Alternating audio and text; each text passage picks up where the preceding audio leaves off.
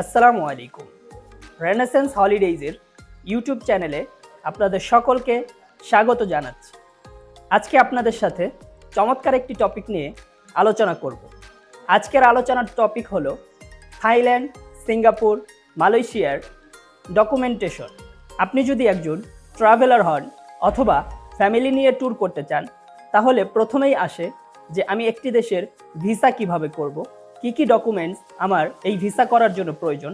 আশা করি আজকের টোটাল ভিডিওটি আপনি মনোযোগ দিয়ে দেখেন, তাহলে থাইল্যান্ড, সিঙ্গাপুর, মালয়েশিয়ার ডকুমেন্টেশন নিয়ে আর কোনো মাথা ব্যথাই থাকবে না। সবার আগে জানি এই তিনটি দেশের ভিসার জন্য কমনলি কি কি ডকুমেন্টস প্রয়োজন। শুরুতেই লাগছে বৈধ পাসপোর্ট, যার ন্যূনতম মেয়াদ থাকতে হবে 6 মাস। এরপর ব্যাংক স্টেটমেন্ট এবং ব্যাংক সলভেন্সি, যাতে আপনার ব্যালেন্স থাকতে হবে 2 থেকে 3 লক্ষ টাকা, আর ব্যাংক স্টেটমেন্টের মেয়াদ থাকতে হবে লাস্ট 6 মান্থের। এরপর থাকছে, যদি আপনি ব্যবসায়ী হয়ে থাকেন, অবশ্যই আপনার ট্রেড লাইসেন্স এবং কোম্পানি প্যাড, সাথে আপনার কোম্পানির টিন সার্টিফিকেট। আর যদি আপনি জব হোল্ডার হন, সেক্ষেত্রে আপনাকে লাগছে এনওসি এবং কোম্পানি অফিস আইডি কার্ড, সাথে থাকতে হবে আপনার অবশ্যই ভিজিটিং কার্ড। এরপর লাগছে আপনার 35x45 mm এর হোয়াইট ব্যাকগ্রাউন্ড ছবি এবং সাথে অবশ্যই আপনার পরিচয়পত্র। সব ডকুমেন্ট সমান না, কিছু ডকুমেন্ট আছে যেগুলো আপনার ভিসার ডিসিশন নির্ধারণ করে। আমি জানিয়ে দিচ্ছি সেই বিশেষ ডকুমেন্টসগুলো, যেগুলো থাকলে আপনার ভিসা পাওয়ার ডিসিশন চেঞ্জ হয়ে যেতে পারে। যেমন আপনার ব্যাংকে পর্যাপ্ত ব্যালেন্স থাকা, যদিও বলে দেওয়া হয়েছে 3 থেকে 5 লাখ, কিন্তু পর্যাপ্ত পরিমাণ ব্যালেন্স থাকা। আপনার যে ইনকামটা, এটার একটা প্রমাণাদি থাকা, যেমন স্যালারি সার্টিফিকেট, আপনার ইনকাম ট্যাক্স, পাশাপাশি আপনার যে প্রপার্টি আছে, এই প্রপার্টির একটা ডকুমেন্টস থাকা। এই যাবতীয় কাগজগুলো যদি আপনার থাকে, তাহলে আপনার ভিসা পাওয়ার জন্য অনেক বেশি সহায়ক হয়। এ পর্যায়ে আপনাদেরকে দেখিয়ে দিচ্ছি আমাদের কাছে জমাকৃত এবং আমাদের সাজানো একটি পরিপাটি ফাইল। এইভাবে যদি আপনি আপনার ডকুমেন্টসগুলো আমাদেরকে সাবমিট করেন এবং ফাইলটা যদি A to Z পরিপাটি করে আমরা সাজাই, তাহলে আপনার ভিসা পাওয়ার সম্ভাবনা থাকে 98 থেকে 99%। প্রথমেই আপনাকে যেটা জমা দিতে হবে, আপনার একটা বৈধ পাসপোর্ট।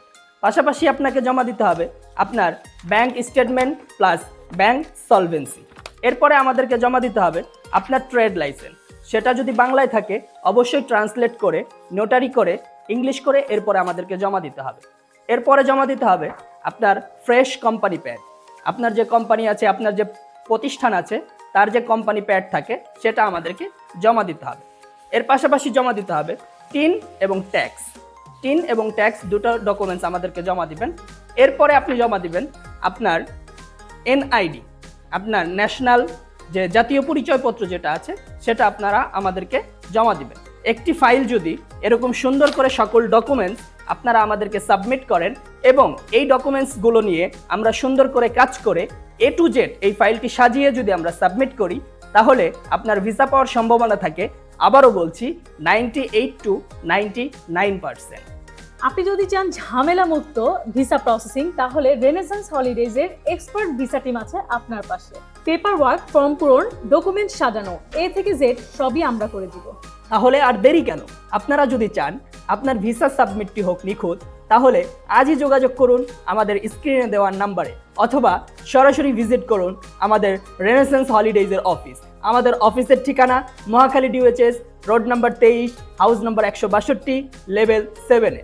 আমাদের এই ভিডিওটি যদি ভালো লেগে থাকে, তাহলে লাইক করুন, কমেন্ট করুন, শেয়ার করুন এবং সাবস্ক্রাইব করে পাশে থাকা বেল আইকনটি বাজিয়ে রাখুন, যাতে পরবর্তী ভিডিও পৌঁছে যায় আপনার নিকটে।